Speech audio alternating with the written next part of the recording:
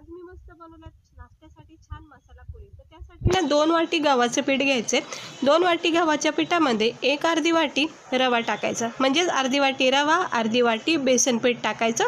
चवीनुसार याच्यामध्ये मीठ टाकून घ्यायचं। त्यानंतर थोडासा 1-2 चमचे सफेद तीळ टाकायचं, थोडा ओवा कुस्करून टाकायचा, थोडीशी चिमूटभर हळद, चिमूटभर लाल मसाला टाकायचा।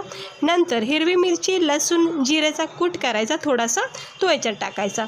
गरम चमच्यामध्ये तेल गरम करून असं मोहन करायचं, मिक्स करून घ्यायचं, पिठाला चोळून घ्यायचं आणि मग थोडं पाणी टाकून असं पिठ्ठ मळून घ्यायचं आपलं पुऱ्यासारखं। आणि मग छोट्या लहान मोठ्या तुम्हाला जशा आवडतील तशा ह्या पुऱ्या बनवायच्या।